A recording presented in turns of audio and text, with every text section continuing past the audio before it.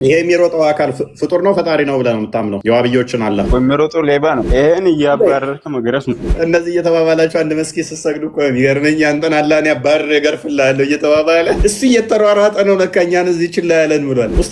ኡስታዞች ራሱ እንዴት እንደሚጠራለዙ ራሱ አላህ የነገረን አላህ እጆች አሉት፣ አላህ እግር አለው፣ ተረከዝ አለው፣ ጣቶች አሉት፣ አላህ አይኖች አሉት፣ አላህ ይሰማል፣ መስሚያዎች አሉት። እንዴት ነው ጌታችሁ? እባክህ ጌታዬን ያልከው አላህ ነው ሞታ ያናገረህ? እኔ የምልህ ለሌት ለሌት የሚወርደው ነው የሚሮጠው ነው። ለዛ ነው ኑሮ ውድነት የሚያንቀጠቅጠን እሱ የትም ከሽኮለለ እያለ ነው አንተ ጋር የምልህ ምን ለብሶ መጣ ለማለት ነው? ግን ወርቅ ነው ይሄ ኑሮ ውድነት ሰማይ አለ ያለ የለም አለ ወደ ሰማይ። የምልህ የህዝቡ ስም የሚፈናቀለው ያውቃል። ግን ባቂዳ ላይ ካወራህ እንደዚህ አይነት ነገር ይፈጠራል። በአንድ ዲቤት ምን እንደተፈጠረ እነኚህ ቪዲዮዎች መረጃ ናቸው። ኡስታዞቹ እንዴት እንደሚጣለዙ ዋብያዎችን ጠይቅ። መስጊድ ላይ አትጠያየቁም እንዴ? እነዛ ተባብላችሁ አረ ከጠየቅ እዛ ትቆልፋል። ያባ ቀልድ የለም። ቀይ መስመሯን የተጫንኩባቸው እነዚህ አንስተው ወረወሩ። ሰላት ሊል ሄዶ ባይዞ መስጊድ ውስጥ እኮ እነ ኡስማን እኮ የተገዳደሉት እኮ አይ ቲንክ ኡስማንም መስጊድ ውስጥ የተገደለው አሊም እንደዛው ነው። እኔ ሌባ ነው የሚያውቀው፣ የሚሮጠው ሌባ ነው። ስልክ ነጥቆ ምናምን። ይሄ የሚሮጠው አካል ፍጡር ነው ፈጣሪ ነው ብለህ ነው የምታምነው? የዋብዮችን አላህ የምር እኔ ራሱ ቢያገኘው አባር አራሩጣለሁ ቢያገኘው ነኝ። እነዚህ እየተባባላችሁ አንድ መስጊድ ስትሰግዱ እኮ የሚገርመኝ አንተን አላህን ያባርር እገርፍልሃለሁ እየተባባለ መስጊድ ካገኙ በኋላ ያው የት ሲጀመር የት ሮጦ አመልጣል። የሚሮጥ እኮ የሆነ የምትሮጥበት ቦታ ያስፈልጋል አይደል እንዴ? ያ ይሄን እያባረርክ መግረፍ ነው አለ ብሏል። አንደኛውም ሜቢ ክርስቲያን ተከፍተዋል። አንደኛውም ብሏል እኮ ያ የሚሮጠው አምላካችሁ የቀድሞ የከፈተው እሱ ሌላ እንትን ላይ ብሏል። እኛ ኑሮ እዚህ የሚያሰቃየን እሱ ሲሯሯጥ ነው ለካ ምናምን ብሏል። ለዚህ ልጅ ለዚህ ኡስታዝ ምላሽ በሰጠበት ወይ ትዝ አለኝ። እንደው ለዚህኛው ምላሽ ሲሰጥ ያኛው ደግሞ እሱ እየተሯሯጠ ነው ለካ እኛን እዚህ ችላ ያለን ብሏል። ቀጥል ኡስታዞች ራሱ እንዴት እንደሚጠራለዙ ቀጥል። ይሄ ደግሞ አይቼዋለሁ እያለ እኮ ነው የሚራሮጠው። አይቼዋለሁ እያለ ነው የኛው ኡስታዝ። ያ ይሄኛው ተረከዝም አለው እያለ ነው። ጭራሽ እኛ ባት ብቻ ነበር እስካሁን የመጣው የነበረው ተረከዝም አለው እያለ ነው። ሌላ አሳያችሁ። ሰሉ ዐለ ነቢ። አው የኛ አላህ ራሱ አላህ የነገረን ነብዩ አለይሂ ሰላቱ ሰላም የነገሩን አላህ እጆች አሉት፣ አላህ እግር አለው፣ ተረከዝ አለው፣ ጣቶች አሉት፣ አላህ አይኖች አሉት፣ አላህ ይሰማል፣ መስሚያዎች አሉት። ነገር ግን ከይፍያውን ወይም ደግሞ ሁኔታው እንዴት እንደሆነ ግን አናውቅም። እጅ ሲባል የኛ አይነት የፍጡራንን አይነት አይመስልም። እነዚህን አካላት ሊትራሊ ከእግር ጥፍር ጀምሮ ሰውነት ላይ ያሉ አንዴ እስኪ እባክሽ አትባልጉ። ከንፈር፣ አይን። እሺ ይሄኛውን አይታችሁታል። ተረከዝ አለው፣ ባት አለው። እነዚህን ሁሉ እኛ እናጸድቃለን እያለ እየተናገረ ነውና ይሄኛው ኡስታዝ ደግሞ በህልሜ አይቼዋለሁ ብሎ ነበርና አሁን ያሳየዋችሁ ማለት ነው። በህልሜ አይቼዋለሁ ብሎ የተናገረውን ደግሞ ይሄኛው እንደዚህ ብሎ እየጠየቀው ነው። አላህን አይቼዋለሁ ላለው ኡስታዝ አድርሱልኝ። አላህን አይቼዋለሁ ላለው ኡስታዝ አድርሱልኝ። እንዴት ነው ጌታችሁ? እባክህ ጌታዬን ያልከው አላህ ነው ሞታ ያናገረህ? እኔ የምልህ ለሌት ለሌት የሚወርደው ነው የሚሮጠው ነው የትኛው ነው? እባክህ አንተ ጋር የሚመላለሰው ለዛ ነው ኑሮ ውድነት የሚያንቀጠቅጠን እሱ የትም ከሽኮለለ እያለ ነው አንተ ጋር የምልህ ምን ለብሶ መጣ ለማለት ነው? ግን ወርቅ ነው ይሄ ኑሮ ውድነት ሰማይ አለ ያለ የለም አለ ወደ ሰማይ። እዚህ ብቻ ነው በማለት የምልህ የህዝቡ ስም የሚፈናቀለው ያውቃል። ግን እየተሰቃየ ያለውን ለማንኛውም የምነግርህ የእናንተ ስልጣን እሳ እንዴት ነው አለ ይቆያል አለ ይቆያል ብሎ እንደሆነ ንገረኝማ እባክህ። ተጫወታችሁ፣ በእውነት ተጫወታችሁ በፈጣሪያችሁ። ሸራር ጉለት ልላሂ ተዓላ ስለሆነ ሸራር ጉለት። ሻሃደተን ይዘህ ወደ አላህ ተመለስ። ከፍርሃል፣ ወደ አላህ ተመለስ። ሻሃደተን ይዘህ ወደ አላህ ሸራር ጉለት። እንግዲህ ሁጥባ የሚያደርግ ነው። ያ የሚወጥ ሁጥባ የሚያደርግ ነው። ምንድነው? ኡስታዝ ነው። ይሄ ኡስታዝ ነው። ለዚህ ነው አሁን ያንኛው ደግሞ ምላሽ የሚሰጠው። ለኡስታዙ ነው ምላሽ እየሰጠ ያለው። ኡስታዝ አይደለም፣ ይሄ ኡስታዝ ነው።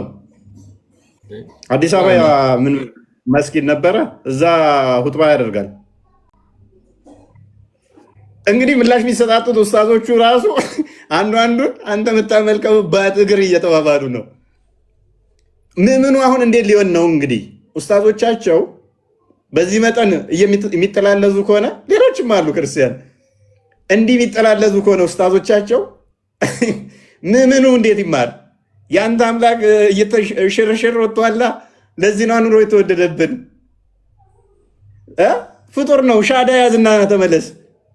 እንግዲህ አስቡ፣ መስጊድ ላይ ምን ይሆነን ሁጥባ የሚያደርገውን እየተባባሉ ነው።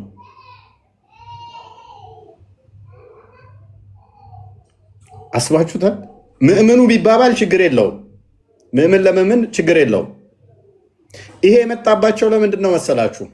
አቂዳ ጊዜ ውይይት ተደርጎ አያውቅም። በአቂዳ ጉዳይ እኔ አራዳ ነኝ፣ ወሰድኩና አቂዳ ላይ ግድግድ ያደረግኩት ቶፒኩን። ምክንያቱም አካለ ጎደሎ ነቢያት አላስተማሩም፣ አበዱ። አቂዳ ላይ እንዳትወያዩ ተብለዋል። ክርስቲያን ቪዲዮ ልኬልሃለሁ፣ ቼክ አድርገው አሳያቸው። አቂዳ ላይ ውይይት አያስፈልግም።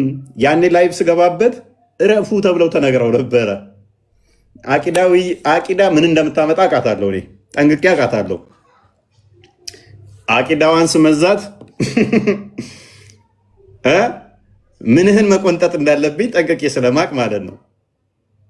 ከዚህ በፊት አቂዳ ልክ እንደጀመርኩ አካባቢ ላይ ምላሽ ምናምን ተሰባስበው ወክፈው ነበረ። እንደማያዋጣቸው ሲያውቁ እንደማይችሉ ሲያውቁ በአቂዳ በአላህ ጉዳይ ጸጥ። ከዛስ መጽሐፍ ቅዱስ ላይ ገብቶ ማዳከር ማቦጫረቅ። ስለ አላህ ግን ላሽ አቂዳ ጉዳይ ላይ ለምን በአቂዳ ላይ ካወራህ እንደዚህ አይነት ነገር ይፈጠራል። በአንድ ዲቤት ምን እንደተፈጠረ እነኚህ ቪዲዮዎች መረጃ ናቸው። ኡስታዞቹ እንዴት እንደሚጣለዙ ባት አምላኪ ተረከዝ አምላኪና ተረከዛና መልክም ይሄ ፍጡር ነው ከሚሉ ጋር ማለት ነው። ጋይድ ንጽጽር ላይ የምትሰሩ እህት ወንድሞች ወደ ፊርቃ ወደ አቂዳ ጉዳዮች ወደ መንሐጅ ኬዞች ባትገቡ ኸይር ነው ብዬ አስባለሁኝ። ምክንያቱም ንጽጽር ማለት መከላከያ ሰራዊት ማለት ነው። ንጽጽር ላይ የሚሰሩ ወንድሞች ማለት ዳር እንደሚያስጠብቅ ወታደር የዲኑን ዳር ድንበር የአንድ ሰው የመስለምና ያለመስለም የክፍርናና የሻሃዳ ድንበር ጠባቂዎች በመስለምና ባለመስለም ውስጥ ያለውን ላይን ኬላ የምትጠብቁ እዛ ቦታ ላይ በርትታችሁ የምትሰሩ የዲኑ ዳር ድንበር አስከባሪ በእርግጠኝነት አንተ ነህ ትክክለኛ ብሎ የሚያረጋግጥልን የለም። ብቻ ግን ሞካሪዎች ነን። አላህ ሱብሓነሁ ወተዓላን አቅማችን በፈቀደው መንገድ ልንገዛው ከልማችን ልናዳብር ነው እንጂ የትኛው ዓሊም የትኛው ዑለማ አላህ ዘንድ ሙቀሪብ እንደሆነ አላህ ዘንድ ተወዳጅ እንደሆነ አስባለሁ። ምክንያቱም ንጽጽር ማለት መከላከያ ሰራዊት ያ እንግዲህ ምንድነው እያላቸው ያለው ንጽጽር ላይ የምትሰሩ እህት ወንድሞች ወደ ያ እንዳትገቡ ነው። ወደ አቂዳ ልክ አሁን እፎይ የሚያነሳቸው ጥያቄዎችን እነሱን ወደ መመለስ እንዳትገቡ። ያ ንጽጽር ምንድነው? እሱ ስትሰሩ አቂዳ ጉዳይ ከተነሳ ላሽ በሉ ነው። ላሽ በሉ ለምን አዋጣማ እንደዚህ ይበሏታል።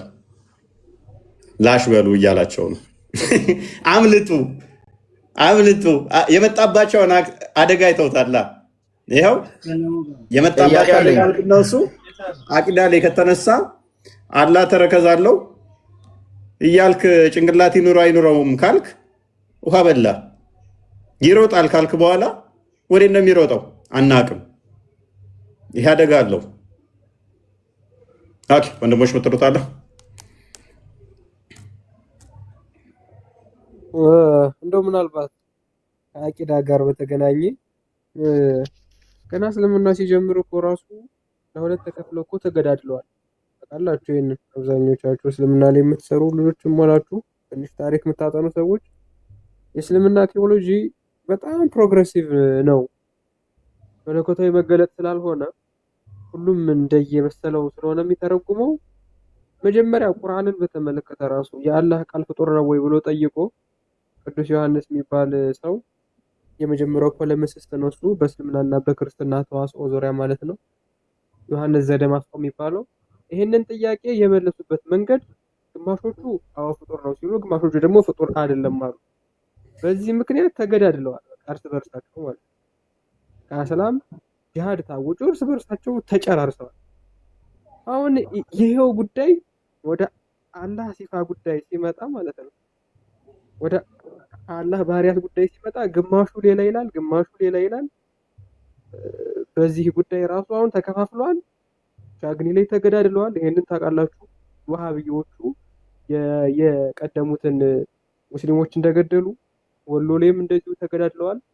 በቅርቡ ደግሞ በየመስጊዱ እንደሚገዳደሉ የሚገመት ነው። ግደሉ ቁረጡ የሚለው ያው በዚህ ዶክትሪን ስለሆነ ማለት ነው። አዲስ አበባ ውስጥ እንኳን ስንት የተጨፋጨፉ ሰዎች እንዳሉ በጣም በቀላሉ ቲክቶክ ላይ ሰርች አድርጋችሁ ማየት ትችላላችሁ። እና የአቂዳ ጉዳይ በጣም ሴንሲቲቭ ነው። ሴንሲቲቭ የሆነበት ጉዳይ ደግሞ ዴቨሎፕ ስላላረገ ነው። ቴዎሎጂያቸው ከጭን አልወጣም። ሙሉ ትምህርታቸው ያለው ጭን ውስጥ ነው። የወንድ ጭንና የሴት ጭን ውስጥ ነው። መለኮታዊ ነገረ መለኮት የሚነጋገሩበት ቴዎሎጂያቸውን ዴቨሎፕ የሚያደርጉበት ጊዜ የላቸውም። በዚህ ምክንያት ዛሬ ደግሞ ቴዎሎጂን ዲል የሚያደርግ ትውልድ ሲመጣ፣ ጭን የናቀ ትውልድ ሲመጣ ያንን ዲል ማድረግ ስለማይችሉ ገና ከዚህ የባሰ ቀውስ ውስጥ ይገባሉ። ገና ማለት ነው ከዚህም የከፋ ቀውስ ውስጥ ይገባሉ። ቪዲዮዎችን ዝም ብላችሁ እያያችሁ መታዘብ ነው። ከሚገቡት ልጆች ከሚመልሱት መልስም እያያችሁ ታዘቡ።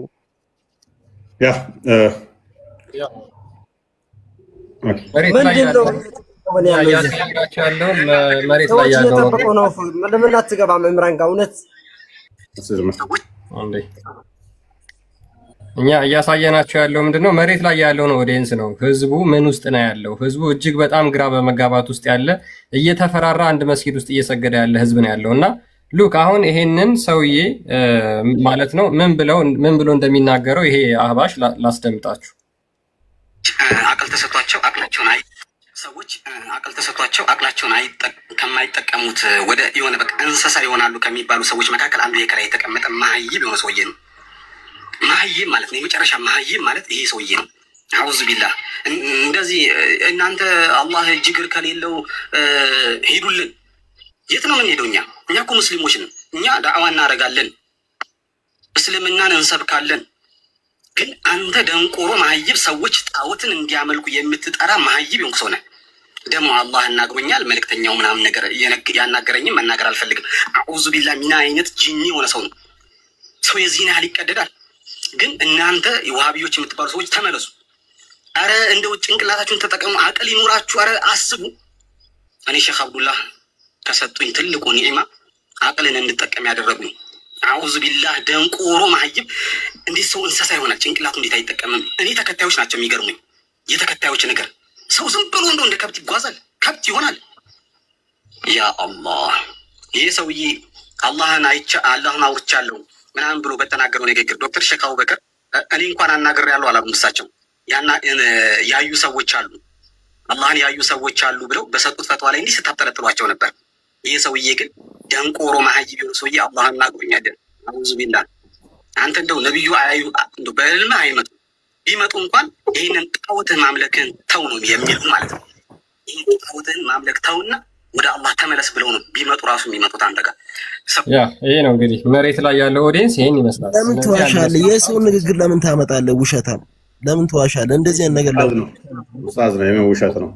ያኛው እኮ ኡስታዝ ነው። መልስ ሰጥቶ እንዴ ውሸታም ሁለታችሁ ለሳዳም ሎክ ኡስታዝ ነው ያንኛው። ሜቢ አካውንቶቹን በደንብ አሳያቸው። ተራ ግለሰብ አይደለም። ከኡስታዝ ጋር ነው ለዚህ እየተጠማለዙ ያሉት። ሁጥባ የሚያደርግ ነው። ኡስታዝ አለላ ይባላል። ካስታወሳችሁ ከዚህ በፊት የዛሬ አመት ከምናምን አካባቢ ላይ ውይይት ጥሪ አቅርቦልኝ ነበረ። ይሄ ኡስታዝ ማለት ነው። የውይይት ጥሪ አቅርቦልኝ እና እኔም ተቀብየው ነበረ። የውይይት ጥሪ አቀረበልኝ ራሱ ነው። ካቀረበልኝ በኋላ ከተቀበልኩት በኋላ እንደምንም ብለው ኖ መወየት የለብም ንጽጽር አያውቅም አትችልም ምናምን ብለው ከለከሉት ማለት ነው። አስታውሳላችሁ? እሱ ነው አይደለ? ይሄ ኡስታዝ የውይይት ጥሪ አቅርቦልኝ ከዛ እንትን ከተባለ በኋላ በቃ ሴቶቹም ወንዶቹም አለቀሱ። ኧረ ጉድ ነው የምንሆነው፣ ኧረ አይሆንም፣ መወያየት የለበትም ምናምን ብለው አስቀሩት ማለት ነው። አስከለከሉት። ኤኒዌይስ እና ታዋቂ ኡስታዝ ነው። በዚህ መጠን ነው የሚጠላለዙት።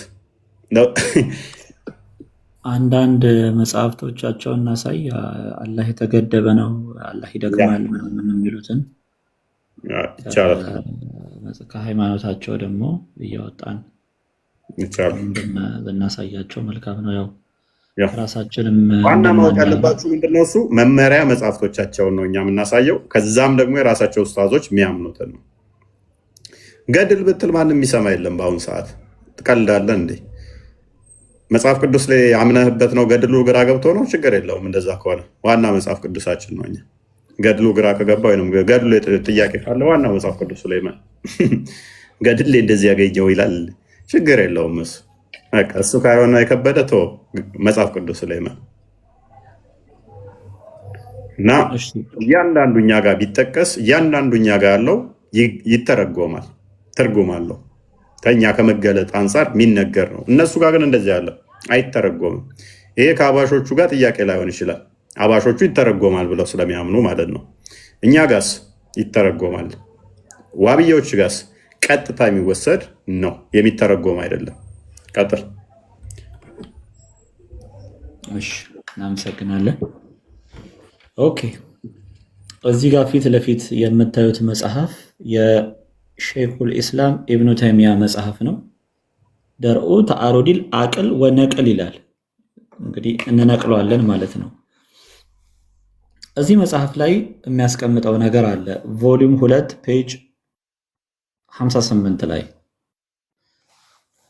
ልብ ብላችሁ ተከታተሉ። አብደላህ ቢን ሙባረክ ጌታችንን በምን እናውቀዋለን ተብሎ ተጠየቀ። ይሄ ሙስሊም ሲጠየቅ እርሱም ከፍጡራኑ የተለየ ሆኖ በአርሹ ላይ በመሆኑ አለ። ከዛስ በወሰን ነውን ተባለ። በገደብ ማለት ነው። በወሰን ነውን ተባለ። እርሱም አዎን በወሰን ነው አለ ይላል። ሰው አምላካችሁ ምንድነው? አንደኛ ቦታ የወሰነው ነው፣ የገደበው ነው። ይህንን ኢብኑ ተይሚያ መጽሐፍ ላይ ነው የምናገኘው። ስለዚህ አላህ ወሰን የለውም ብሎ የሞገተ ሰው ቁርአንን አስተባብሏል፣ አላህም ምንም አይደለም ብሎም ሞግቷል ይላል። ስለዚህ አላህ ወሰን የለውም የሚል ሰው ቁርአንን የካደ ሰው ነው እያለን ነው። ምክንያቱም አላህ በብዙ ቦታዎች በቁርአን ላይ የቦታውን ወሰን ገልጿልና። እንዴት ሲል ገለጸ? ለምሳሌ አርራህማን በአርሹ ላይ ተደላደለ፣ ሱረቱል ጣሃ 5። በሰማይ ካለው ተማመናችሁን? አልሙልክ 16። እኔም የምገድልህ ወደ እኔም የማነሳህ ነኝ፣ አልኢምራን 55። ጌታቸውን ከበላያቸው ይፈሩታል፣ ሱረቱል ነህል ቁጥር 50። መልካም ንግግሮች ወደ እርሱ ያርጋሉ፣ አልፍጡር ቁጥር 10። ስለዚህ ይህ ሁሉና መሰል ማስረጃዎች ወሰን ለመኖሩ ምስክሮችና ማስረጃዎች ናቸው። በዚህ የማይቀበል ሰው በአላህ መውረድ ወይም ተንዚል ክዷል፣ የአላህንም አንቀጾች አስተባብሏል ይላል። ስለዚህ እንደ አንድ ሙስሊም በዚህ አቂዳ ውስጥ ያለ ሙስሊም አምላኬ የተገደበ ነው፣ ቦታ ገድቦት ቦታ ወስኖት የሚኖር የቦታ ጥገኛ ነው ብለህ ካላመንክ ከፍርሃል፣ ክደሃል እየተባልክ ነው። ይህንን ኖቲስ ልታደርጉ ይገባል ማለት ነው። በቦታ መገደቡን በዚህ ካረጋገጥን እዚህ ላይ የምትለው አለፍ ወይ ሚውት ነህ? ሜቢ ክርስቲያን መክፈት ትችላለህ። አንዴ ክርስቲያን እንትን ይባልና ቅዳሴ ማርያም ላይ ከዚህ ተቃራኒ ደግሞ የኛን እንየው። እሺ ቀጥለው አሳያለሁ ሌሎቹ። ኦኬ እሺ ኦኬ። አላህ ይወጣል ይወርዳል ብለው እነሱ ያምናሉ። መውጣት፣ መውረድ፣ መገደብ፣ እነኚህ በፍጡራን መካለል ለፈጣሪ ይነገራሉ ወይ? መሄድ መምጣት ምናምን እኛ ጋር ቢነገሩ አንድ ከመገለጽ አንጻር ነው የሚነገረው። እኛ ጋር ከመገለጽ አንጻር ለሰዎች ፈጣሪ ለሰዎች ራሱን ዝቅ አድርጎ የተገለጸባቸው መገለጽ ለእኛ የታየበትን ያንን የሚጠቁሙ እንጂ ፈጣሪ የሆነ ቦታ ላይ ሳይኖር ቀርቶ የሆነ ቦታ የሚሄድ የሚመጣ የሚንቀሳቀስ እንደዛ የሚታይ አይደለም። በባህሪው የሚታይ ስላልሆነ ሲጀመር ማለት ነው። የሆነ ቦታ ደግሞ የሚያካብበው ኖሮ መሰረት ያለው ከላይ ጣራ ያለው ከጎን ግድግዳ ያለው እንደዛም አይደለም። እሱ መንፈስ ነው። የሆነ ነገር ለማንሳት ፈልጎ ጎንበስ የሚል ምናምንም አይደለም። ኦኬ ሙሉን አንብቦ ያ እሺ ላንብብላችሁ። ያ ከዚህ ጋር በነገራችን ላይ አሁን ያነበበው ብሩክ ቀጥታ የፍጡር ባህሪ ነው። ቀጥታ የፍጡር ባህሪ ነው።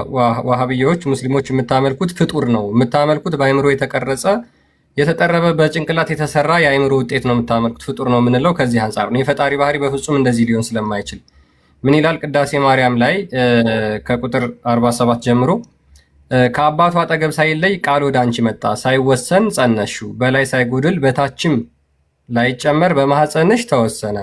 በስጋ ሲመጣ ክርስቶስ ኢየሱስ ማለት ነው። መጠንና መመርመር የሌለበት እሳተ መለኮት በሆድሽ አደረ። በምድራዊ እሳት እንመስለው ዘንድ አይገባም። ለእሳት መጠን አለው ልክም አለው። መለኮት ግን ይህን ያህላል ይህንንም ይመስላል ሊባል አይችልም።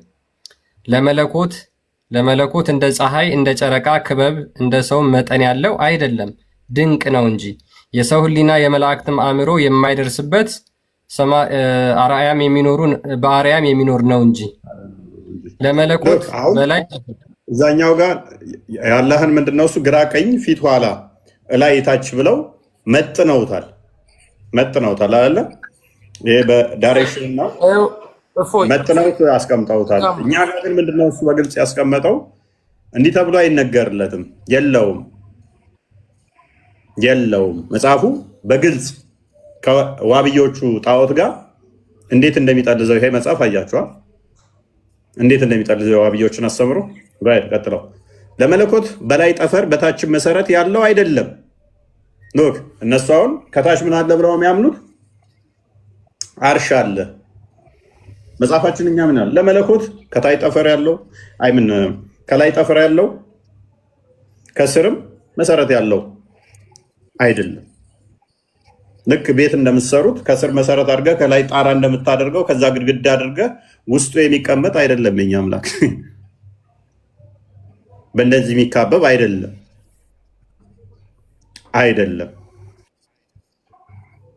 ቀጥል። ለመለኮት በምድር ውስጥ የሆነውን ያነሳ ዘንድ ማጎንበስ።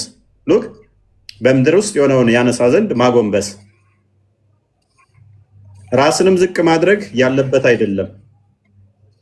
ለጴጥሮስ እንዳሳየ ሁሉ በእጁ የተያዘ ነው እንጂ ሁሉ በሱ ውስጥ ያለ ነው።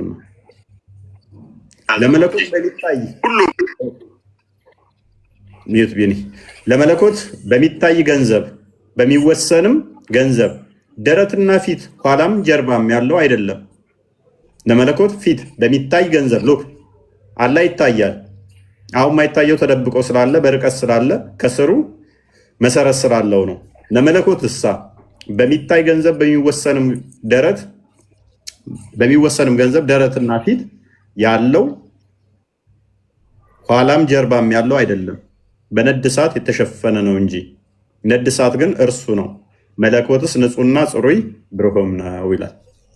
ስለዚህ ለመለኮት እንደ ፍጡራን እንመስለው ዘንድ ፊት ኋላ ግራ ቀኝ የምንለው አይደለም። መምጣት መሄድም ለመለኮት በባህሪ አይነገርም። መቀመጥ፣ መነሳት፣ መሄድ፣ መቆም እነኚህ ሁሉ እንደማይነገሩ ለመለኮት ከዚህ መረዳት ትችላላችሁ። ኦኬ ዶክተር ካሊድ ሶሪ ከድር ነው የሚለው። ሁለት ከድሮች ስላላችሁ ዲአር ከድር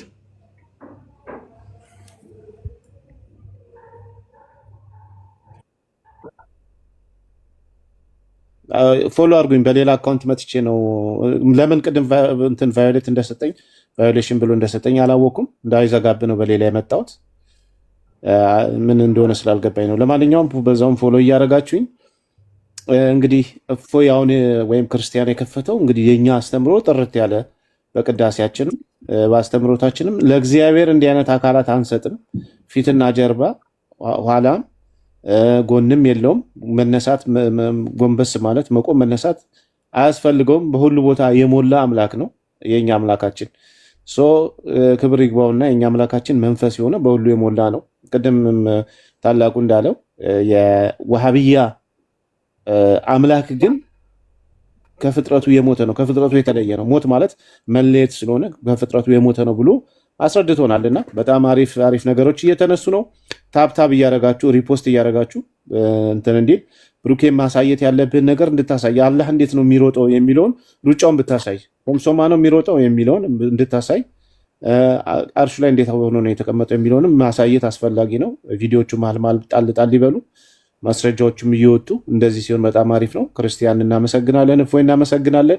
ቅድም እንደተናገርኩት የውሃብያ አስተምሮ በየትኛውም መጽሐፍ ሊሸፈን ስለማይችል ከእንደዚህ አይነት ስራችሁ እንትን ብትሉና ለጥያቄ ለተፈጠረበት ሰዎች መልስ ብትሰጡ የተሻለ ይሆናል። ወሬ አላብዛባችሁ፣ ቀጥሉ። ቴንኪው ቢኒ። ዲአር ከድር ያንኛውስ ከድር መሐመድ ነው። ማን ነው ከድሬም?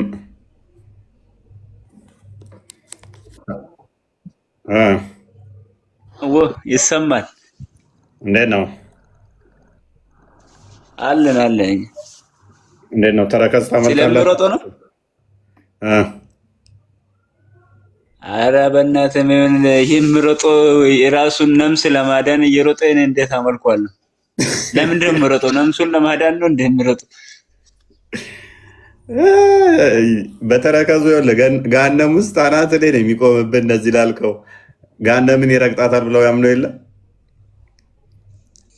ምን እንዳደረገ እኮ ቢነግሩን አሪፍ ነው። ምንድን አጥፍቶ ምን አጥፍቶ ነው ቆይ ገሃነምን የሚረግጠው? አሁን አንተ የሆነ እሳት ብትረግጠው መቼም ያቃጥላል። አካል ስል እስከሆንክ ድረስ ደግሞ አካል ሰውነትን እሳት ማቃጠል ያቃጥላል። ስለዚህ ይሄ ምን አጥፍ የሚቃጠል የሚሮጥ ይሄ ምን አምላክ ነው? ዋሃብያዎችን ጠይቅ። መስጊድ ላይ አትጠያየቁም እንደ እነዛ ተባብላችሁ? አረ ከጠየቅ እዛ ትቆልፋለህ። ያባ ቀልድ ነው። ቀይ መስመሯን ነው የተጫንኩባችሁ። ቀይ መስመሯን ተጫንኳት አይደል? ውይይታችንን አይተዋል። ይሄ አብደላ አደሪ ነው ይላኩ ብሎ እዛው እየተቆለፋለህ። ስማ እኔ ቀይ መስመሯን ተጫንኩት አይደል? አሁን እንዴት ነው? ሰሞኑን አላየህም? ውይይቱ ጦፏል። በቃ አሁን እኮ ታወቀ። ምን እንደሚያመልኩ ስለታወቀ አሁን አብዷል። በቃ ምን እንደሚያደርጉ ግራ ገብቷቸዋል። በእርግጥ አብዷል በእውነት። ያ ትቆለፋታለህ። አላ ተረከዝ ነው የምታመልከው፣ ጭንቅላት አለ የለውም ብለህ ብትጠይቅ ስትወጣ ጧ ትደረግና እዛ ምንድነው አንተ እንደዚህ አይነት ጥያቄ ትተህ አልተገለጠም ነው የምትለው። መስጊድ ውስጥ ቢጠይቁም አልተገለጠም ነው እንጂ እንደዚህ ካልክ ትቆልፋለህ። ስለዚህ ዝም ተባብለህ ነው የምታርፈው ማለት ነው። አዎ አልተገለጠም ብለህ ታዲያ ማታምነውን አላህ እንዴት ነው እሱ ተረከዝ ነው እግር አለው ምናምን ሲል ጭንቅላት ይኑረው አይኑረው አላቅም እያለህ እንዴት ነው የምታዳምጠው? ያንተ አካል ያልሆነ የሚዘላብድ እዛ ሂድና ነው። ምን ብለህ ነው የምታመልከው? ካዳ አረ ይሄማ እኔ ጭንቅላት አይኑረው ይኑረው የሚታወቅ ነገር እንዴት ምን ብዬ አመልከዋለሁ? ይሄ ማራሮጥ ነው። ይሄን እየሮጠ ነው ራሱ ማራሮጥ ነው። ባይዞ ጥሩ ጥቅም ጠቅሚያችኋለሁ። እኔ አሁን የተደበቀውን በደንብ አድርጌ የገለጥኩት። አሁንማ ማንነታቸው ታውቋል እኮ ምን አምላኪዎች እንደሆኑ። ክርስቲያን አንዴ ክፈተው። እንደዚህ እየተንጨረጨሩ ነው። እፎይ እንደዚህ ሊያደርገን ነው፣ ባካችሁ ንቁ፣ ሊከፍለን ነው፣ በቃ ሊለየን ነው ምናምን እያሉ እያለቀሱ ነው። አሁንማ ጉዳቸው ወጣ። እውነት አሁን በዚህ የመጨረሻ ውይይት ያደረጋችሁበት ማንነታቸው ስለታወቀ በጣም ተጨንቋል። አሁን የድራማ ማዕት እየተሰራ ነው። ያ ቀጥል። ከዚህ በፊት እፎይ በአቂዳ ጉዳይ መግባት እንደጀመርክ ማለት ነው የተናገርካት ንግግር ነበረች። ያቺ ነገር ተሸፍና የምትቀር መስሏቸው ይህን ተናግረው ነበር። አንፎርቹኔትሊ ግን አንተ ሙሉ ለሙሉ ትንቢትህ ሰርተዋል ማለት ነው። እና ይሄንን የአቂዳ ጉዳይ የገባንበት የመጀመሪያው ቀን አካባቢ የተናገርካቸው ንግግሮች ነበሩ። ፕሮግራም ይዘን ገባን። ከዛ በኋላ ፕሮሰሱ አሁን እንደምታዩት ነው። አዳምጡት እስኪ ይሄንን። የእፎይን አስቀያሚ ንግግር ላሰማችሁ፣ ተመልከቱት። ለሁለት እንሰነጥቀዋለን። ከዛ በኋላ እድሜ ልክ ስትባሉ እርስ በርሳችሁ ትኖራታላችሁ። ደግሞም እናሳካዋለን፣ ደግሞም እናደርገዋለን። ዋና እቅዳችንና ዓላማችን እስልምናን ሁለት ማድረግ ነው። እስልምናን አንተ አይደለም ከአንተ በፊት የነበሩት በስንት ቢሊዮን ዶላር መድበው እንኳን ለመከፋፈልና ለማጥፋት ያልቻሉት እምነት ነው።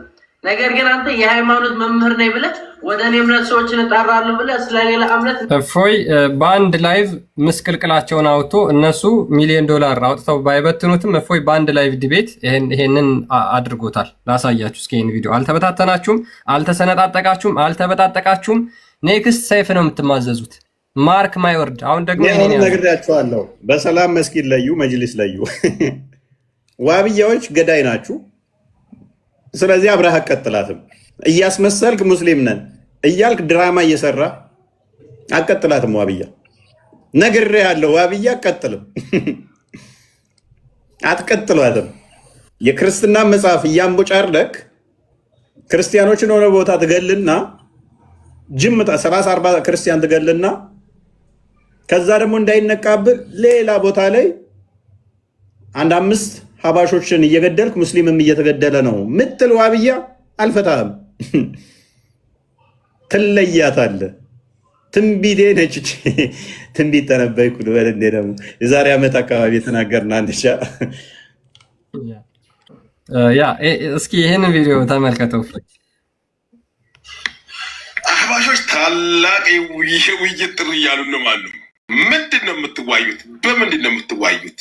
አላህ ተባረከ ወተዓላ በተከበረው ቃሉ ላይ ወኢዛ ኻጠበሁም ልጃሂሉነ ቃሉ ሰላማ፣ ጃሂል እያላቸው የዒባዱ ራሕማኖች ሲፈታቸው ምንድን ነው? ጃሂሎች ሲያናግሯቸው ቃሉ ሰላማ ብሎ የሚሄዱ ከእናንተ ከጃሂሎች አላህን ከምትሳደቡ ማለት ነው።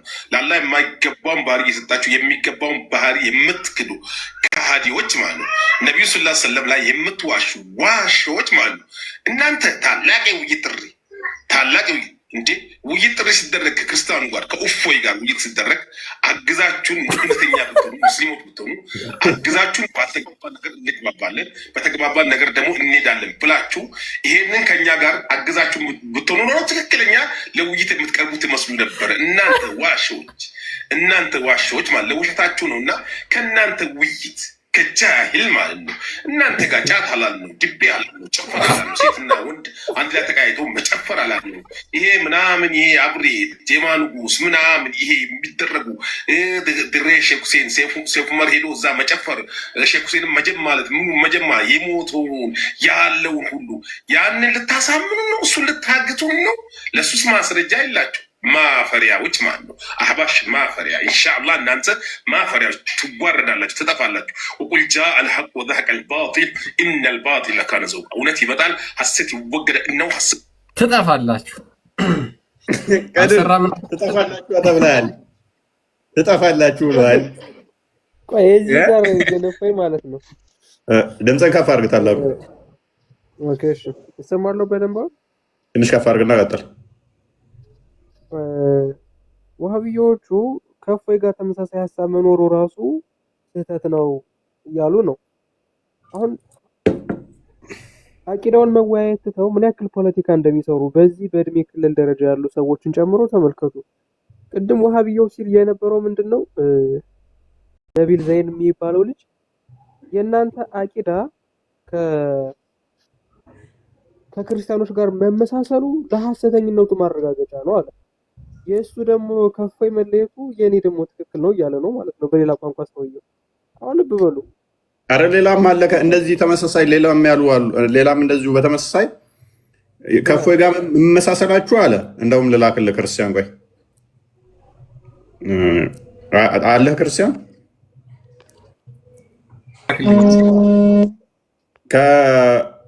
ከመመሳሰሉ እንትን ነው አለ። በቃ እኛ ማሻአላ አላሁ አክበር እኛ ትክክለኛ ቂዳ ላይ እንዳለን የሚያሳይ ነው አለ። እናንተ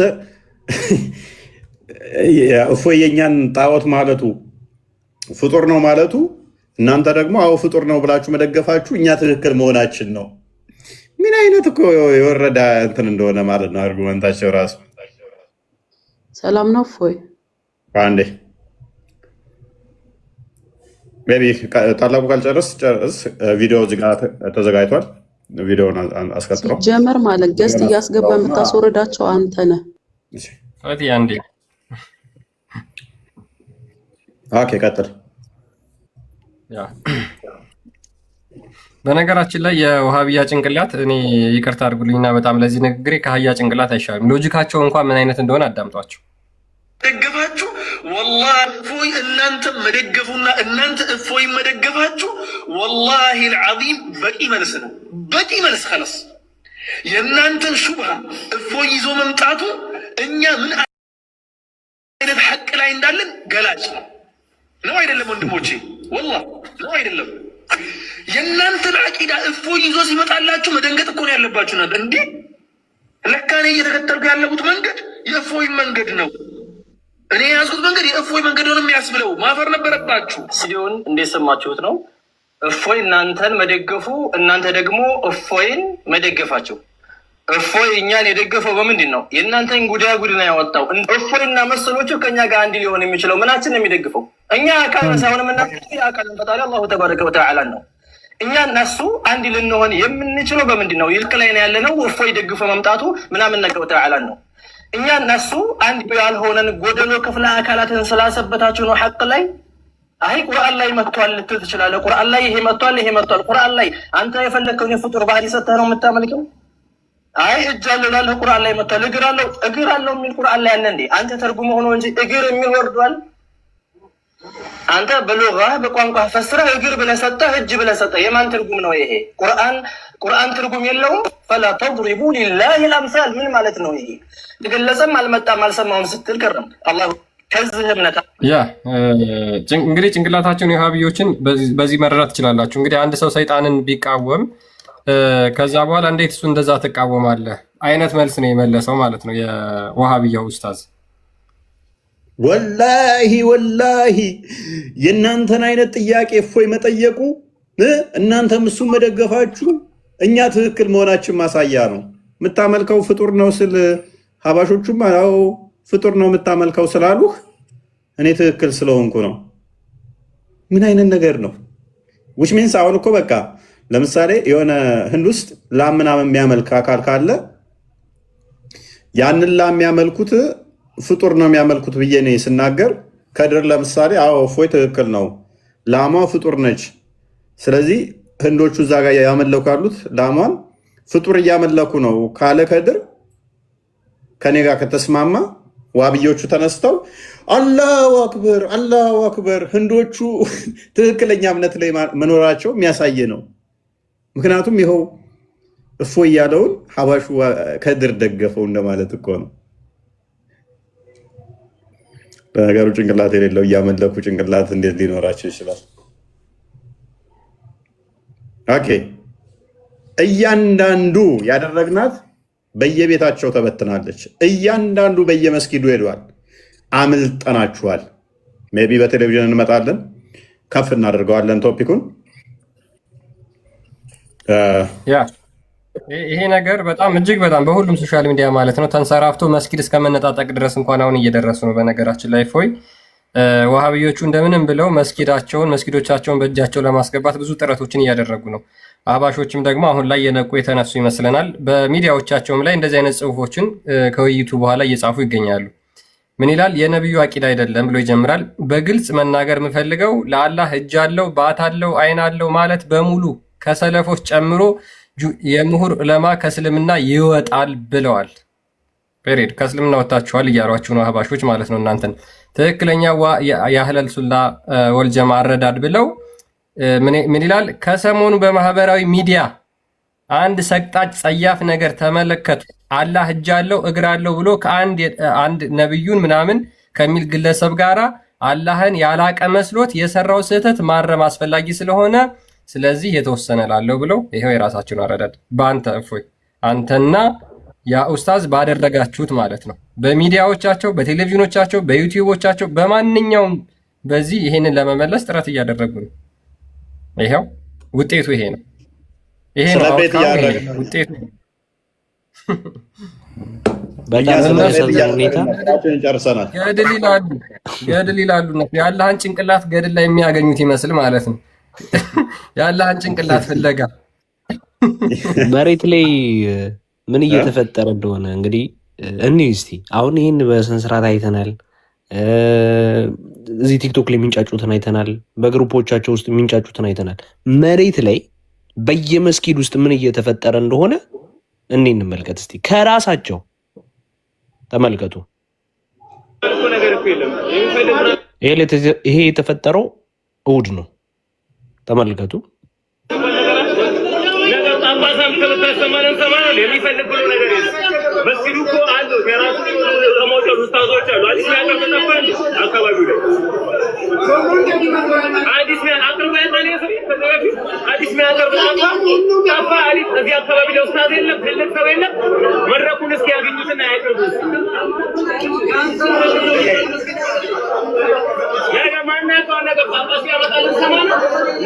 እንዳይዘጋብን በጣም እንትን አላሳየውም። ይሄ አሁን በጣም ወደ ኤክስትሪም ወደ ሆነ ነገር ነው እየሄደ የሚቀጥለው። ክትክት ውስጥ ድብድብ ውስጥ ነው የገጠመው። ወደ ጠብ ስገባ የዛሬ ዓመት ነው አስታውስ። አንደኛውን አንስተው እኮ እንዲህ ነው የወረወሩት ከፎቅ ላይ። እንዴ በጣም የሚያስጠላ ነገር ነው። ከዚህ በኋላ እነዚህ አንስተው ወረወሩ። ሰላት ሊል ሄዶ ባይዞ መስጊድ ውስጥ እኮ እነ ኡስማን እኮ የተገዳደሉት እኮ አይ ቲንክ ኡስማንም መስጊድ ውስጥ የተገደለው አሊም እንደዛው ነው።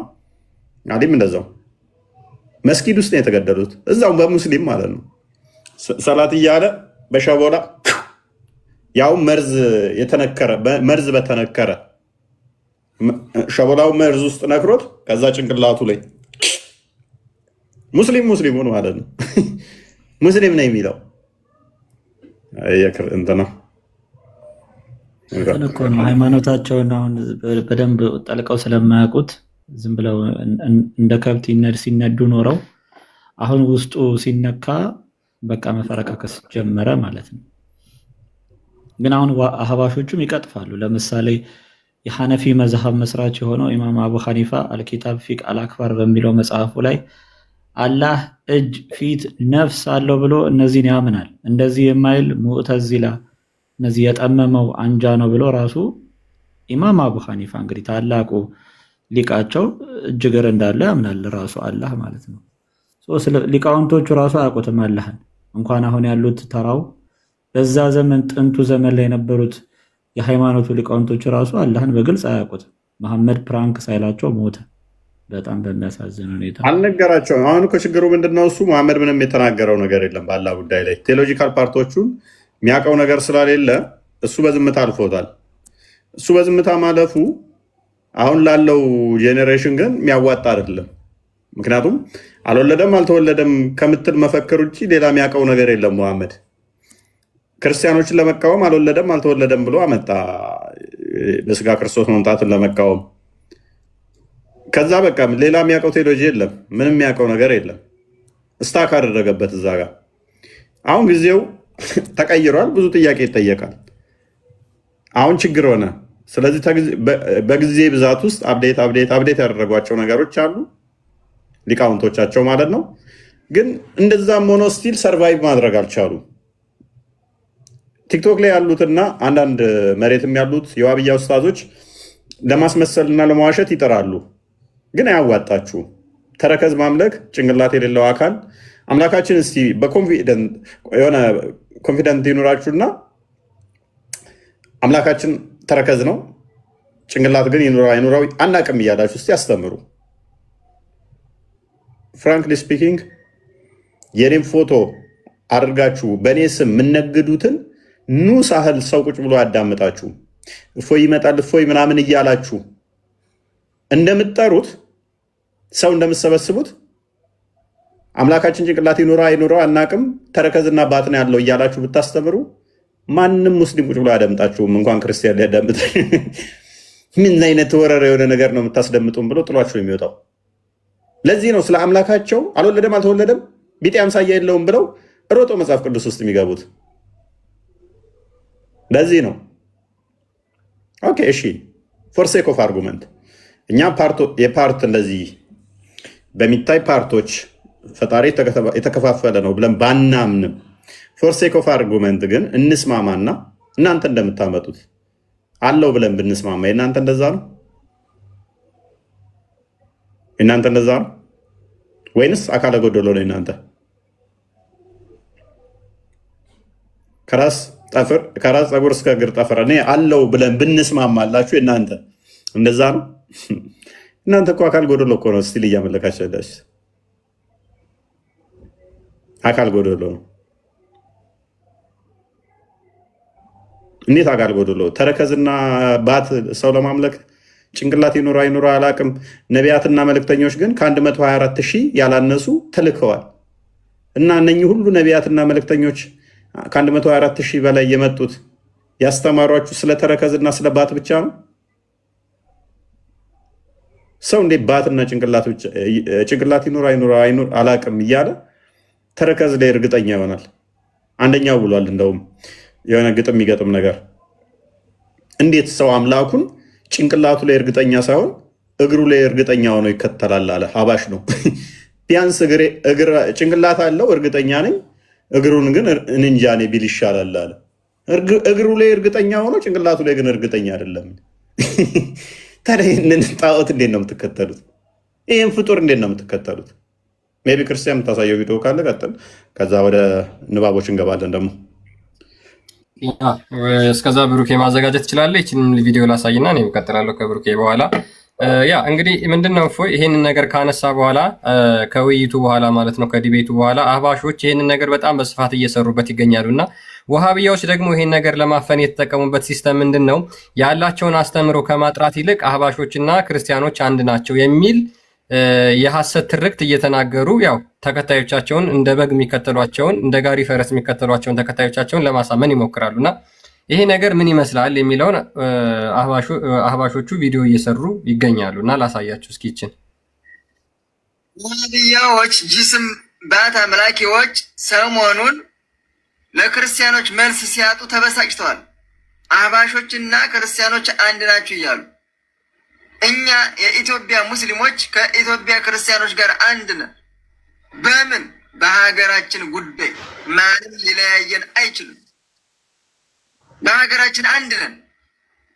ሀገራችን ማንም ሊለያየን ስለማይችል ወይ ዜግነትን ትቀይራለህ ታወቅ የት እንደመጣህ ስለማትተሞ አህባሽ ስለሚለን ከዜግነቱም አህባሻዊ አይደለም ወሃቢይ ከእምነቱም ሙስሊም አይደለም እምነቱ ስለማይታወቅ የት እንደመጣህ ስለማትታወቅ ወፍ ዘራሽ ሁሉ ወይ ዜግነትን ትቀይራለህ ወይ እምነትህን ተስተካክለ ትገባለህ ወደ እስልምና፣ አሊያ ምንነትህም አይታወቅም ነው ምን ምንነትህም አይታወቅም። ከኢትዮጵያ ውስጥ ጥፋ አቋም ከሌለ ሙስሊም። ያ እንግዲህ በነገራችን ላይ ዋሃቢዎች ይሄ ምንድነው ትልቁ ነገር የነሱ መሰረታቸው ውሸትና ሐሰት ስለሆነ ነውና ያለ ውሸት ያለ ሐሰት ያለ ፕሮፓጋንዳ ያለ ፖለቲካ አንድ ስቴፕ 5 ደቂቃ መቆየት የማይችል ሃይማኖት ነው። እመኑኝ። ይሄ በዚህ አካሄዳቸው ደግሞ ይሄንን አካሄዳቸውን ትናንትናም የቀጥለውበት ነበረ፣ ዛሬም እየቀጠሉበት ነው፣ ነገም ደግሞ ያደርጉታል። ስለዚህ አሁን አብዛኛው ሙስሊም ማህበረሰብ ይሄን ነገር በደንብ እየተረዳ ነው፣ በደንብ አውቀውታል። በደንብ ማህበረሰቡ ላይ መሬት ድረስ ወርዶ እየሰራ ስለሆነ ምንም ችግር የለውም። ቀጥሉበት፣ እናንተ ውሸታችሁን ማጭበርበራችሁን ቀጥሉበት። ህዝቡ እውነታውን ያውቃል። ያ ዋናው ምንድነው እሱ እኔ በጣም ብዙ ሙስሊሞች አሁን ላይ እየተማሩ ነው። ብዙም ጥያቄ ይሄ ነገር ጤናማ እንዳልሆነ ገብቷቸዋል። ጤናማ እንዳልሆነ ተረድተውታል። ስለ ራሳቸው አምላክ ሳያውቁ ክርስትናን ዝም ብለው የሚያንቦጫርቁ የሚሳደቡ ባለጌ ኡስታዞቻቸውን አንደኛው ብሏል። እንደውም ጠብደል እዚህ ጋር ይሰማል። ባለጌ ተሳዳቢዎቻቸው ምንድን ነው ብሏል። ኤኒዌይስ ክርስቲያን እንትና የከፈትከውን ቀጥል። እሺ ቻልም እንደ ፎይ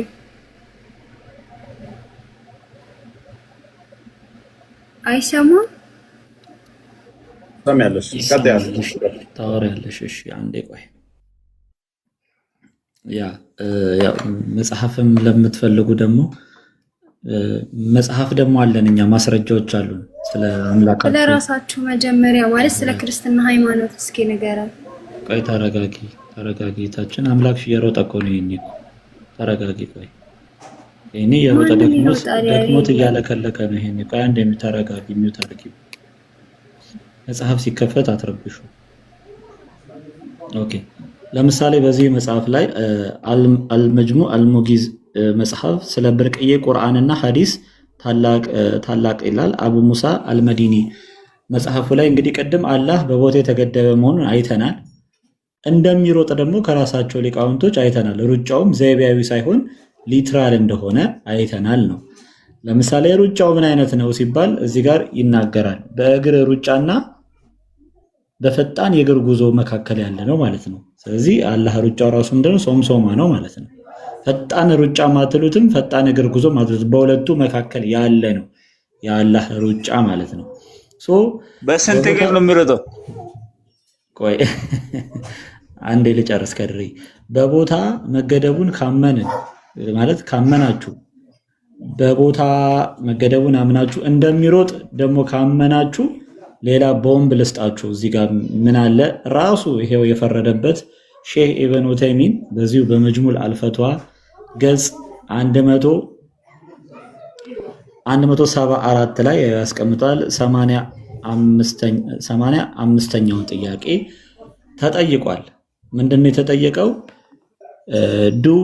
ዱ ዊ አትሪቢዩት ታየርድነስ ቱ አላህ፣ ደካማነት ለአላህ ባህሪ ተብሎ ይሰጣል ወይ ብሎ የተጠየቀ ጥያቄ አለ። ትርጉሙን እዚህ ጋር ስላለ ለሁሉም ላንብበው። ሼኩ ተጠየቁ ይላል እናንተ እስክትደክሙ ድረስ አላህ አይደክምም ከሚለው ስምምነት ከተደረገበት ሐዲስ አላህ በመድከም ባህሪ ይገለጻል ብለን እንረዳለን ወይ? ጥያቄ ምልክት ተጠየቀ ማለት ነው። በዚህ ሐዲስ መሰረት ለአላህ የድካም ባህሪ አለው ብለን መናገር እንችላለን ወይ ሲባል ሼኩ መለሰ። በንግግራቸው እንዲህ በማለት መለሱ። በአህለል ሱና ወልጀማዓ ዘንድ መሰረታዊው ህግ እኛ የላቀውንና የተከበረውን አላህ ራሱን በገለጠበት ነገር ሁሉ ፍጹም አምሳያ ሳናበጅ እንዴትነቱን ሳንወስን እንደምንገልጸው የታወቀ ነው አለ። ስለዚህ እንደፈረደበት የሰውዬ ሊያምን ነው ማለት ነው። አላህ ይደክማል ብሎ በቃ አላህ ገለጸ፣ አማራጭ የለውም። አቂዳው ያስገድደዋል ግዴታ። ከሮጠ በኋላ የሚደክመው ግን ሳይሮጥ ነው የሚደክመው።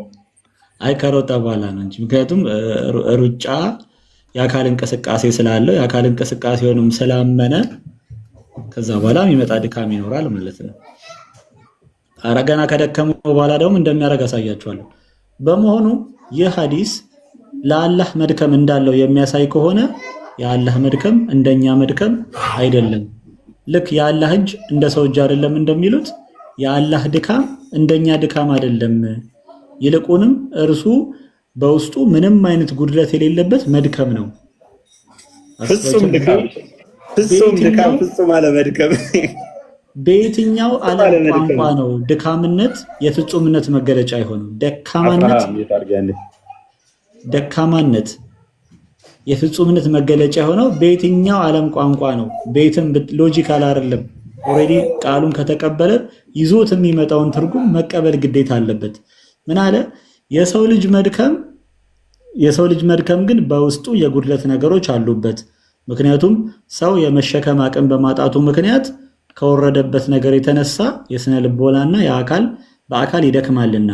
የአላህ መድከም ግን ይህ ሐዲስ በእርሱ ላይ የሚያመለክት ከሆነ አላህ እንደሚደክም ሐዲሱ የሚያመለክት ከሆነ ለአሸናፊውና ለላቀው አላህ የሚገባውና በማናቸው መልኩ ጉድለትን የማያካትት መድከም ነው ይላል።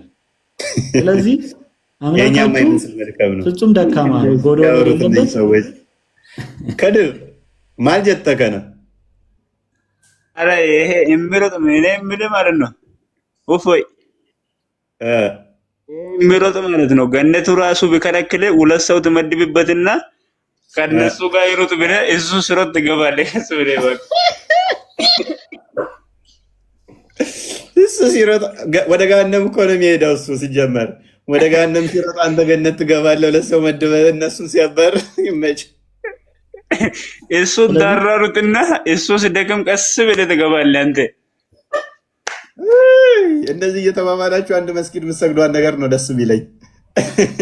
አይ ነገ ቆይ የሆነ ጊዜ እጠይቃቸውና ቀስ ብዬ ቪዲዮ ቀዳቸዋለሁ። ምን እንደሚሉት ያለ ያብዳሉ። እሱ ሲያባረር ገነት ገባለሁ። አንድ ፎይ ማውራት ፈልጋለሁ። እውነት አንተ የምታስተምር ከሆነ ለምን ኢምራን ጋር መጥቶ ይማር? ተሰራ ነው ይማር። ጥያቄ ካለው እንመልስለታለን። ይምጣ። ጡጦውን ይጨርስ መጀመሪያ። ጥያቄ ካለው ይምጣ፣ እንመልስለታለን። ይማር። ከስሮ ነው ወጥቶ ይጠይቅ። ቀጥታ ነው የምንወስደው ለሚሉት ግን እፎይ በዛውም አብረው እንዲያዩት ቀጥታ የሚያዩት ከሆነ ቁርአኑ ላይ ያለውን ነገር ቁርአን 42:51 ላይ ለምሳሌ አላህ ሂጃብ እንደሚለብስ ይናገራል። አላህ ሂጃብ ይለብሳል ወይ? በተፍሲሮቹ ውስጥ ለምሳሌ ተፍሲሩል ቁርጡቢ 104ን ሲተረጉም እንደዚሁ አላህ ከአርሹ በታች የሚልከው የወንዶች ፈሳሽ እንዳለ ይናገራል። ሌሎቹ ሙፈሲሮቹ በመታወቂያ ስሙ ስፐርም ብለው ነው የሚጠሩት። አለው ወያስ ቀጥታ ከሆነ የሚረዱት ማለት ነው። የእጁ የእግሩ የምናምኑ ጉዳይ ሳይሆን የእግሩ ሂጃባ ሲጀመር እቺ ብርሃናዊ ሂጃብ ምናምን በሐዲስም በጣም ብዙ ቦታ ሁሉ ተነግሮላታል።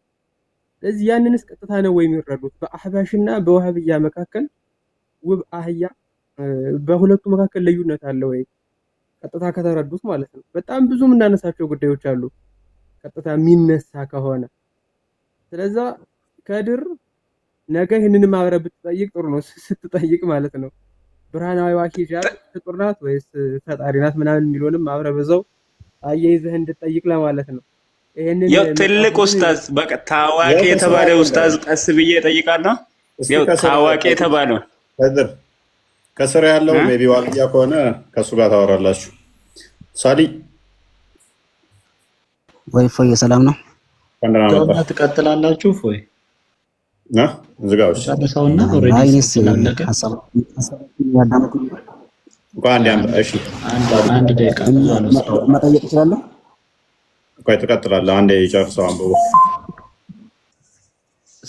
ስለ አላህ ትጠየቃለህ እንጂ ትመልሳለህ። ስለዚህ አሁን ባነበብነው መሰረት አላህ እንደ ፍጡር ያልሆነ የመድከም ባህሪ አለው ነው። ይሄ ድካሙ ደግሞ ፍጹምነት ነው የሚል ኢሎጂካል እንትን ክሌም አስቀምጧል። ይሄ ሐሰት ነው። ስለዚህ ሲሊ ጥያቄዎች ማንሳት እንችላለን። ለምሳሌ ሙስሊሞች እንደሚያነሱት አላህ ሲደክመው ማን ነበር ዓለምን የሚያስተዳድረው ማለት ይቻላል። ደካማ ነው ኦልሬዲ አምላካችሁ። ድካም ብቻ ደግሞ አይደለም መሰላቸትም እንዳለበት ይናገራል። ስለዚህ አላህ ምን ያደርጋል ሲደክም የሚለውን እዚሁ መጽሐፍ ላይ አልሙስተድራቅ አለ ሳሂሃይን እንዲሁም የአቡ ያላ የቃዲ አቡ ያላ መጽሐፍ ላይም ማየት ይቻላል። ምን እንደሚያደርግ ተመልከቱት። ቃታዳህ ነው እንደሚለው ቃታዳህም እንዲህ አለ። በመስጊድ ውስጥ ተቀምጠው እንዲሁም ላሳያችሁ። ይሄ ከላይ ያለው ኢስናዱ ነው። ይሄ በጥቁር የምታዩት ሰነዱ ነው። የሰዎቹ የዘጋቢዎቹ ሰንሰለት ነው። እኔ በመስጊድ ውስጥ ተቀምጬ ሳለሁ ቃታዳ ኢብኑ ኑዕማን መጣና እያወጋ ተቀመጠ። ሰዎችም ወደ እርሱ ተሰበሰቡ። ቃታዳም አንተ የሁነይን ልጅ ሆይ አቡ ሰይድ እንደታመመ ተነግሮናልና ወደ እርሱ ይዘህኝ ሂድ አለ። ይዞንም ሄደ። ከዛስ አቡ ሰይድ ዘንድም እስክንገባ ድረስ ተጓዝን። እርሱንም ቀኝ እግሩን በግራ እግሩ ላይ አንስቶ በጀርባው ጋደም ብሎ ተኝቶ አገኘው ማለት ነው። አቡ ሰይድ የተባለ ሰው በጀርባው ተኝቶ ቀኝ እግሩን በግራ እግሩ ላይ ጋደም አድርጎ ተኝቶ አገኘው። ሰላምታ አቀረብንለትና ተቀመጠን።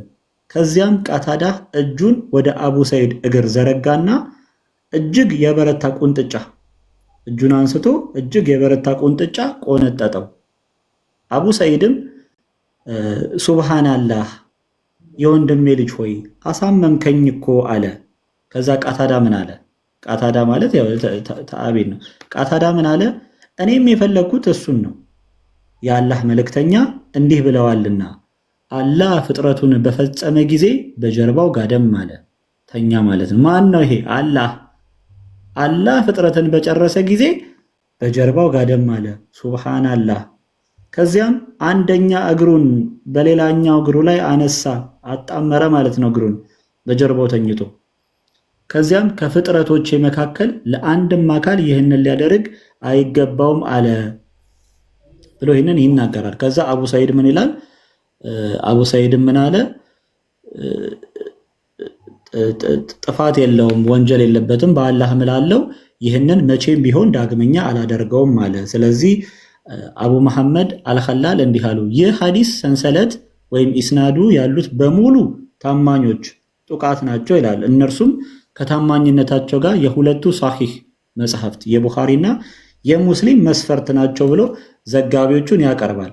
እዚህ ላይ ብቻ ሳይሆን ተፍሲር አልጠበሪ ላይ ይህንንም ታሪክ ታገኙታላችሁ። ይኸው ተፍሲር አልጠበሪ ሱራ 42:5 ላይ እዚህ ጋር ያስቀምጠዋል። የተጠየቁትን ጥያቄ አለ፣ እችን አንስቼ ትቀጥላላችሁ። አላህ ሲደክመው እንዴት ጋደም እንደሚል ጌታችን የት ነው ተብሎ ተጠየቀ።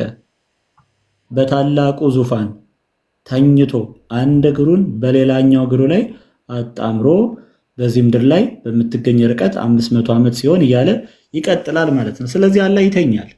እናንተ በመቀመጡ ላይ ትጨቃጨቃላችሁ። አምላካችሁ ጭራሽ ከሩጫ በኋላ ነው ከሩጫ በፊት ተደላድሏል። ከሩጫ በፊት ነው ከሩጫ በኋላ የሚተኛው? ያው እሱ እንግዲህ ቀጣይነት ያለው ባህሪው ስለሆነ ኦልሬዲ የሚከታተል ነው፣ አንድ የሚሆን አይደለም።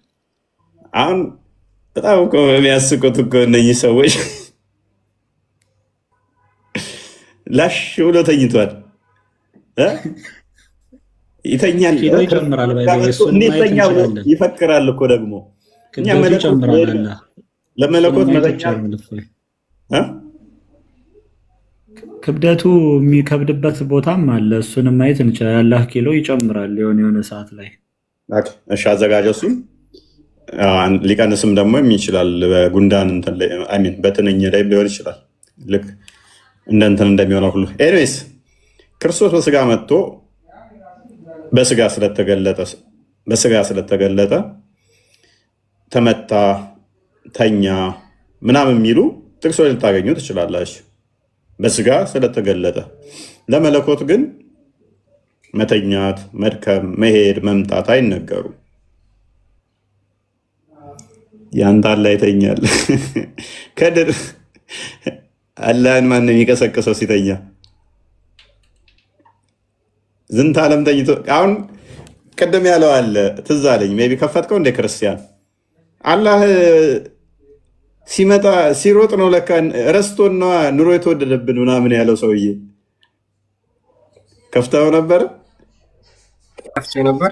ድጋሚ ማሳየት ይችላል። ሲተኛስ ኑሮ የተወደደው ረስቶንስ ከሆነ ብለው እንዳይጠይቁ እግሩን በእግሩ ላይ አጣምሮ ሲተኛ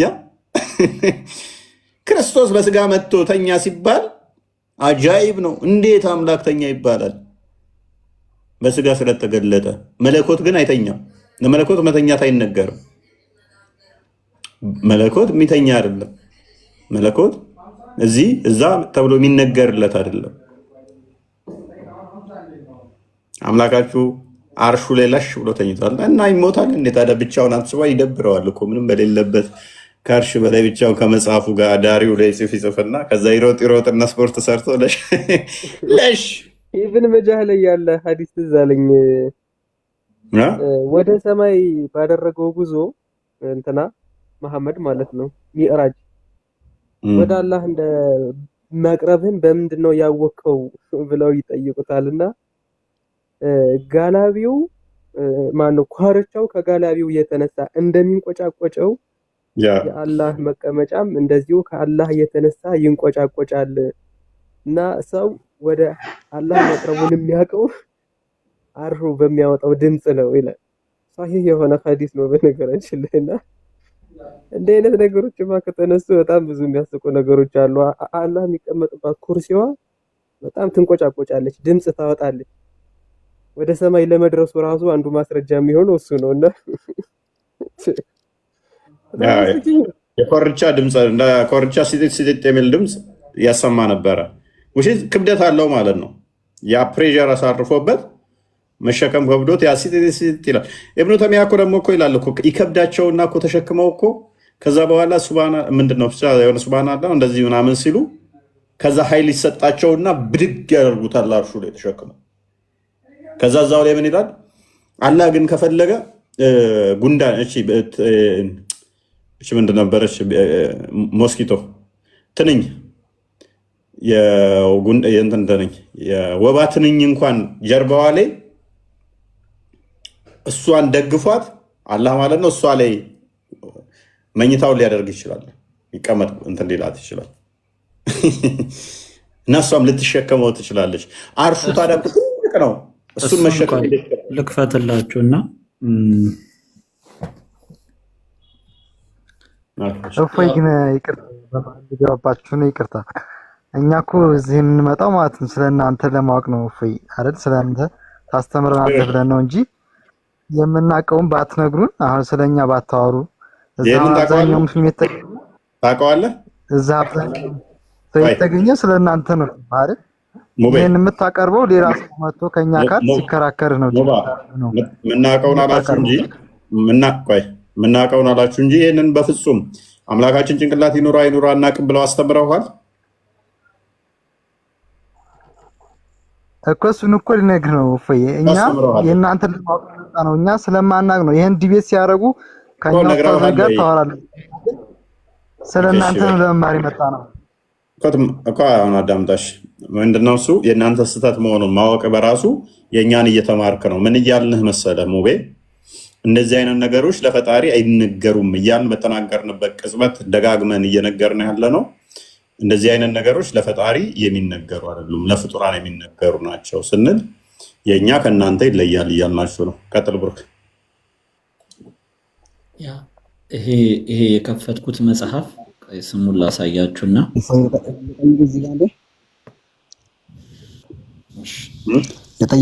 ለጠይቅህ እዚህ ጋር ለፈጣሪ አይነገርም ባልክበት ሀሳብ ላይ ማለት ነው።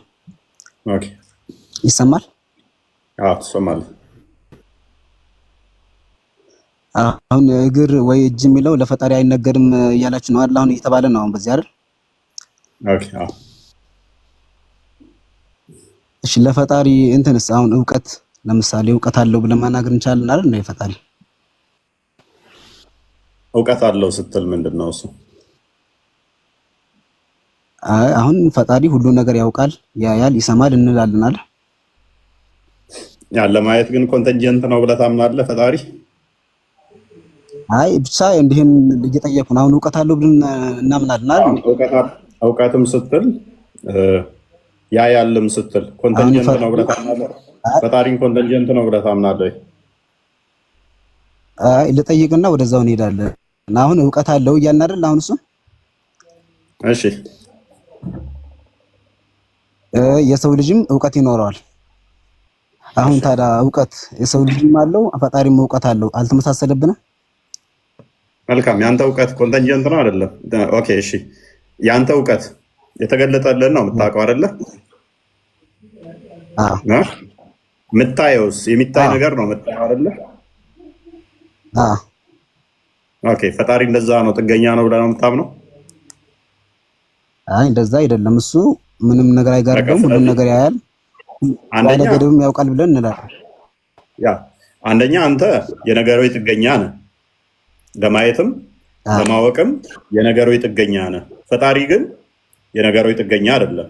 አንድ ሁለተኛ አንተ ለማየትም ለማወቅም ፓርቶች ያስፈልጋል። ለማየት አይን ያስፈልጋል፣ ለመስማት ጆሮ ያስፈልጋል አይደለ? እውቀትም ደግሞ ሪዝን አውት ለማድረግ እውቀት ያስፈልጋል። የሆነ የራሱን የሆነ እድገቶች አሉብህ አይደለ? አልኩ እኮ አሁን እዚህ ላይ እሱ እውቀት አለው። ፈጣሪ ግን እንደዛ አይደለም። አንዴ ፈጣሪ ግን እንደዛ አይደለም።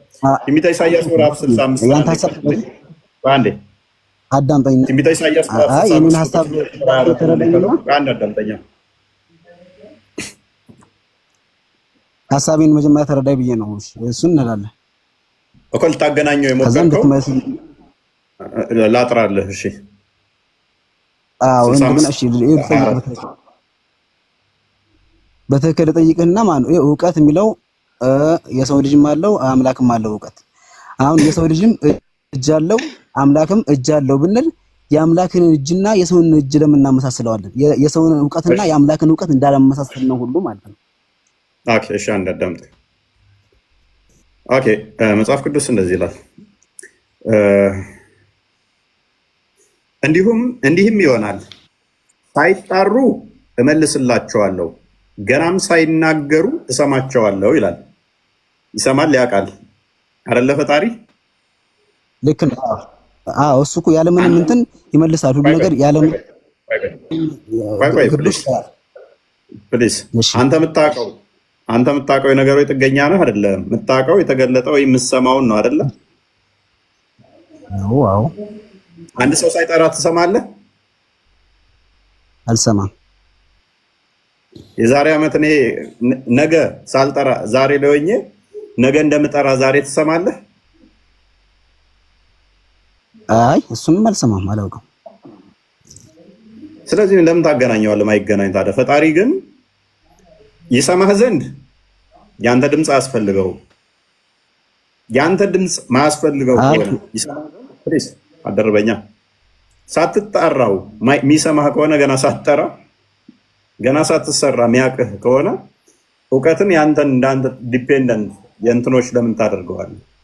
እኔም አውቃለሁ እሱም ያውቃል የሚል እውቀት የሚለው በራሱ ሊሚቴሽን ስላለው ማለት ነው፣ ገደብ ስላለው እውቀት የሚለው ራሱ አወቀ አንድ ነገር ከተባለ ፕሮሰስ ስለሆነ ያንዴ ፕሊዝ አወቀ የሚለው ራሱ ፕሮሰስ ስለሆነ ለፈጣሪ ግን የሆነ እንደዚህ እውቀትን እንደ ፕሮሰስ አድርጋ ማምጣትም ስለሌለበት የሆነ ጥገኛ ስላልሆነ የሆነ አካል ላይ የሆነ እንትን ላይ ይሄ እንደዚህ ሆነ የቀይ ነው የጥቁር ነው የትክክል ነው የስተት ነው የሚሉ በእንደዚህ አይነት ውስጥ ነው አንተ አወቅኩ የምትለው እያገናዘብክ ከዚህ ይሄንኛው ይሻላል ይሄንኛው ከዚህኛው ይሻላል እያልክ ፕሮሰስ ነው እውቀት በራሱ ማለት ነው።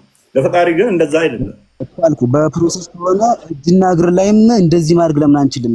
ይህን ፕሮሰስ ለምን እናመጣለን? ይሄኛውን በዛ አይነት